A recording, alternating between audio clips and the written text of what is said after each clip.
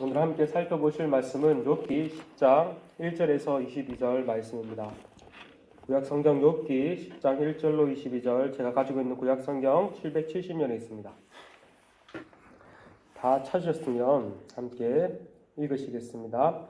내 영혼이 살기에 곤비하니 내 불평을 토로하고 내 마음이 괴로운 대로 말하리라. 내가 하나님께 아뢰오리니 나를 정죄하지 마시옵고 무슨 까닭으로 나와 더불어 변론하시는지 내게 알게 하옵소서.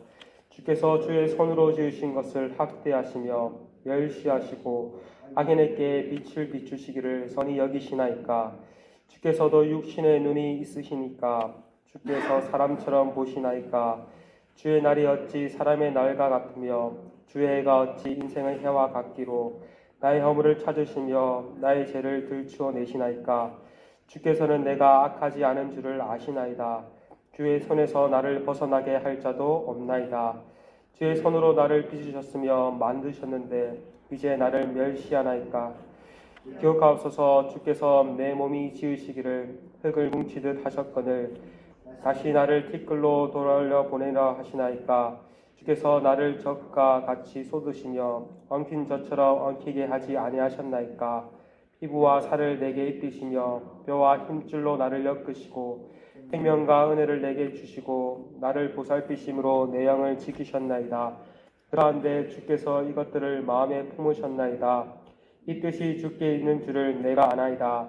내가 범죄하면 주께서 나를 죄인으로 인정하시고 내 죄악을 사하지 아니하시나이다. 내가 악하면 화가 있을 것이오며 내가 의로울지라도 머리를 들지 못하는 것은 내 속에 부끄러움이 가득하고 내 환난을 내 눈이 보기 때문이다. 내가 머리를 높이 들면 주께서 젊은 사자처럼 나를 사냥하시며 내게 주의 놀라움을 다시 나타내시나이다.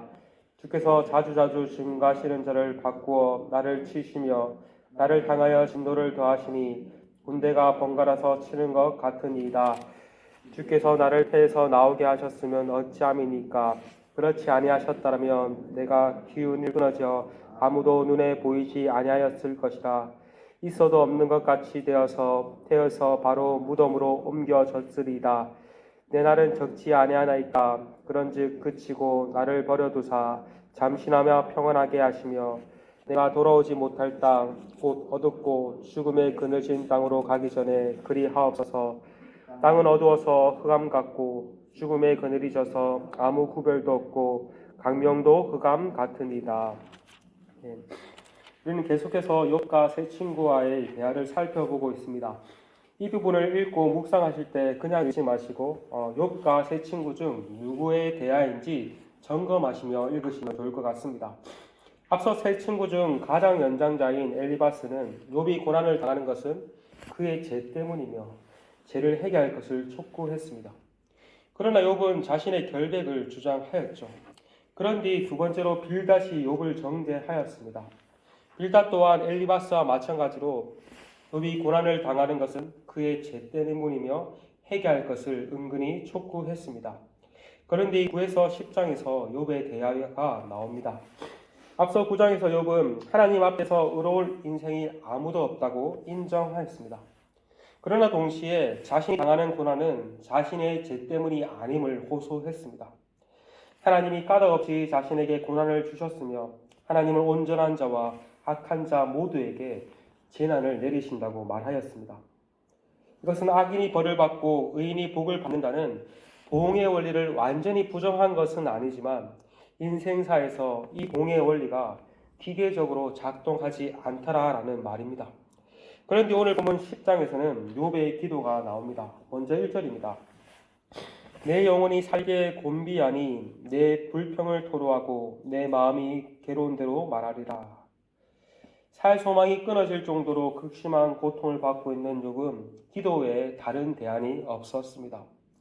욥은 자신의 모든 감정을 하나님께 쏟아내겠다고 고백하고 있습니다. 젠틀하게 기도하지 않고 자신의 감정 그대로 날 것으로 하나님께 기도하겠다는 고백입니다. 사람들이 감당할 수 없는 고난에 직면한다고 해서 자동적으로 기도의 자리에 나아가지 않습니다. 기도 외에 다른 방법을 찾기도 하고 심지어 신앙에서 이탈할 수도 있습니다. 그러나 욥은 하나님께 나아갔습니다. 하나님께 하소연할지언정 하나님 안에 머물러 하나님께 아뢰었습니다. 그런 의미에서 욥은 참 신앙인의 모범이었던 것입니다. 먼저 욥은 무엇으로 기도를 합니까? 이전에 내가 하나님께 아뢰오리니 나를 정죄하지 마시옵고 무슨 까닭으로 나와 더불어 변론하시는지 내게 알게 하옵소서. 욥은 하나님께 자신을 정죄만 하지 마시고 무슨 까닭으로 자신을 정죄하시는지 물었습니다. 하나님, 저에게 이런 고난을 주셨는데 그 이유가 무엇입니까? 그 이유라도 조금 듣기 원합니다. 라고 호소한 것입니다.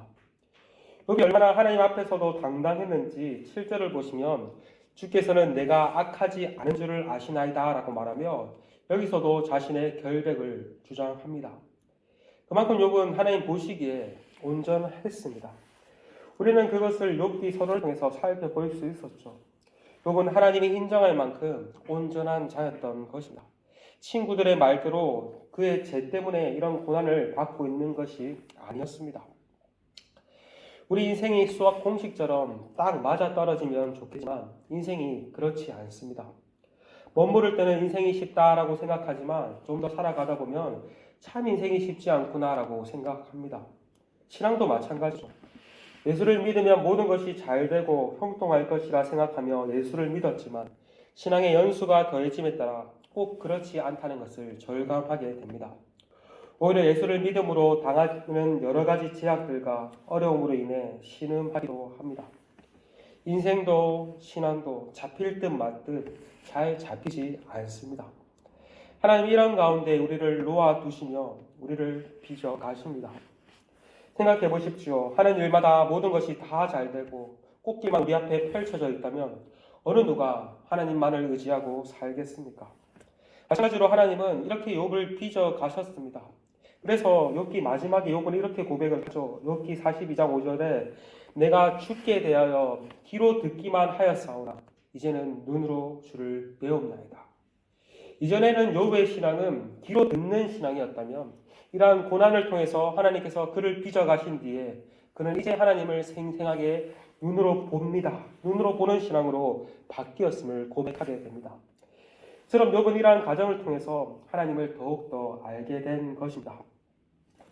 혹시 까닭 없이 고난을 당한다라고 생각하고 계시는 분이 계십니까?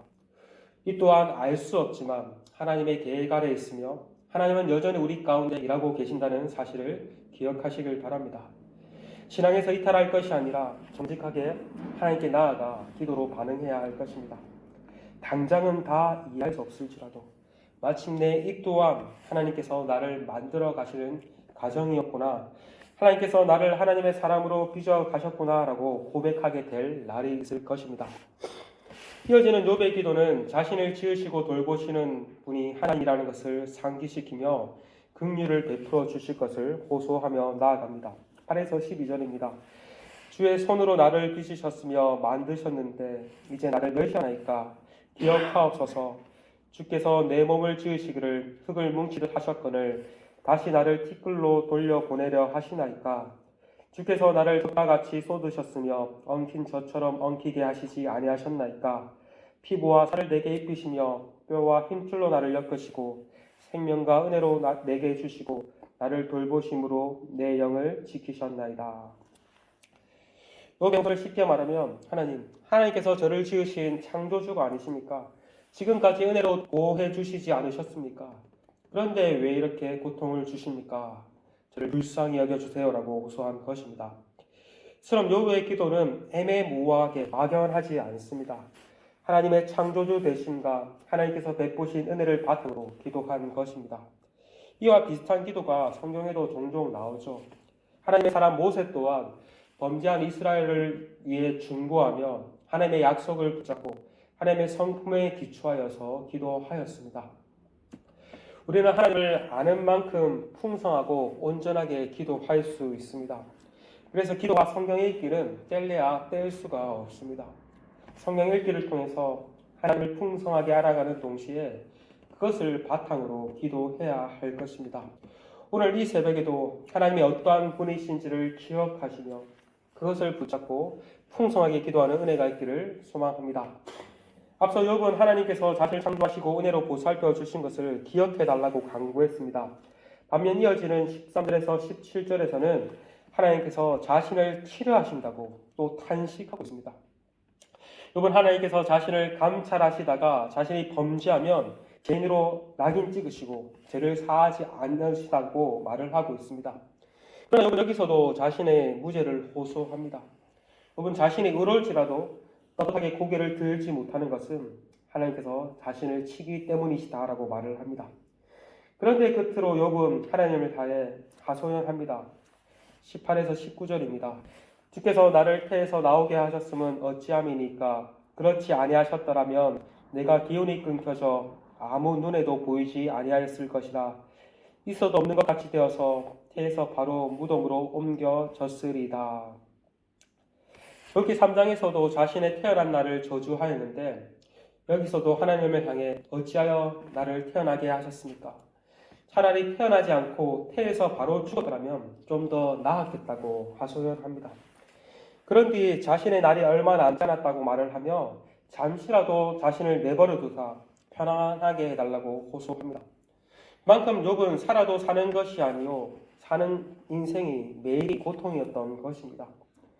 그러나 우리가 오늘 말씀을 통해 알 수 있는 사실이 무엇입니까? 욥은 자신이 처한 현실을 아파하면서도 그것을 가지고 정직하게 하나님께 나아갔다는 사실입니다. 정직하게 자신의 모든 심령을 하나님께 아뢰고 호소했다는 사실입니다. 오늘 본문의 매일 성경 해설을 보시면 이렇게 적혀 있습니다.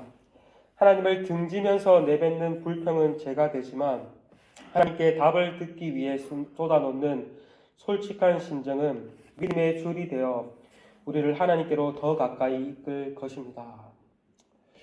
우리의 심정을 솔직하게 하나님께 아뢰는 것 참 쉬운 것 같지만 쉽지 않습니다. 상담하는 사람이 상담하기 제일 어려운 사람이 솔직하게 자신을 말하지 않는 사람이라고 합니다. 우리도 이렇게 하나님께 솔직하며 나아가기가 쉽지 않습니다. 우리 또한 적당하게 하나님께 기도하기가 쉽습니다. 그러나 우리는 욥과 같이 진실하게 정직하게 하나님께 나아가야 할 것입니다.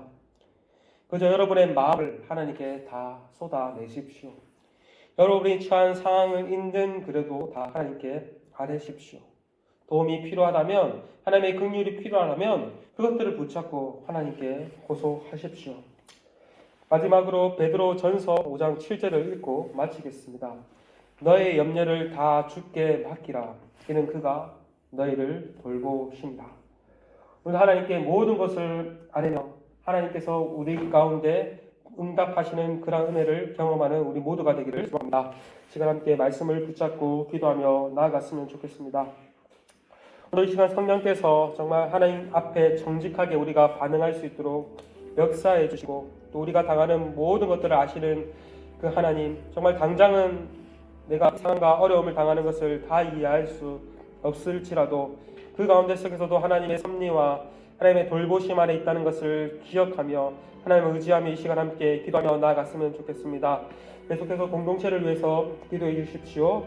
이번 주일 추수감사주일과 또 성찬식과 또 임직식들을 앞두고 있습니다. 교회 여러 가지 행사들 가운데 하나님께서 은혜로 준비하게 하시고 이 모든 과정들을 통해서 하나님의 교회가 든든히 세워질 수 있는 은혜가 있을 수 있도록 우리의 다음 세대들과 또 지금도 열방 가운데 고통당하는 지체들을 위해서 시간 함께 기도하며 나아가시겠습니다. 함께 기도하시겠습니다.